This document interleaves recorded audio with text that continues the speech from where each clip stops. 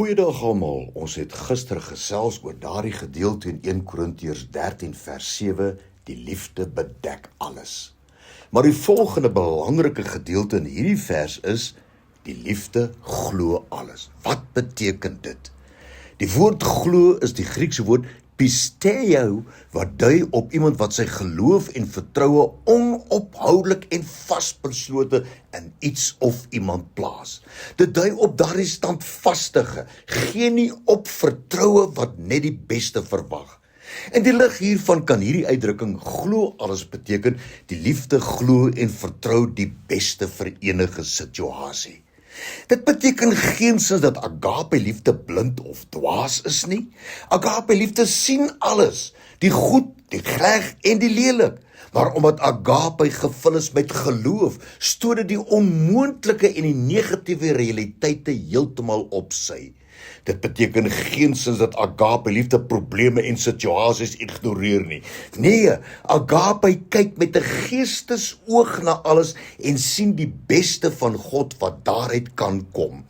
Die agape liefde van die Here weet nie hoe om tou op te gooi nie. Dit staan vasbeslote vas, al word dinge onstuimig. Dit bly glo dat net die beste lê nog voor, ongeag, nie teenstaande enige iets. En die vraag wat elkeen van ons moet beantwoord is die volgende: beer jy vorentoe in geloof vir net die beste? Of is dit vir jou meer belangrik om foute en swakhede uit te sonder en uit te blaker? Sien jy potensiaal in almal deur jou oë van agape, of verkies jy om eerder te verwoes? Nou hierdie gedeelte, die liefde glo alles, kan soos volg gelees word. Die liefde buur met alle krag vorentoe, deur net die beste uitkomste glo vir enige situasie. Dan Romeine 8 vers 28, hoor net aan hierdie vers, en ons weet dat vir hulle wat God liefhet, alles ten goeie meewerk, vir hulle wat na sy voorneme geroep is. Wat is die Here se voorneme vir jou en ook vir jou naaste?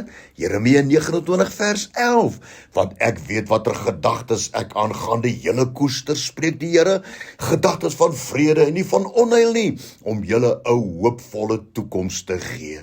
Ag, kom ons kyk 'n bietjie in hierdie spieël, die spieël van die liefde glo alles.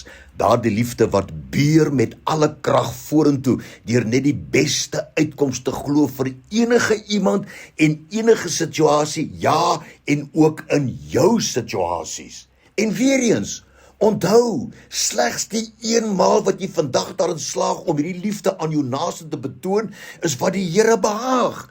Dit is wat hy raak sien, nie die 6 of 7 maal wat jy daarin faal nie. Dit is waar sy genade vir jou genoeg is, wanneer jy dit bely en hom vra om jou daarmee te help.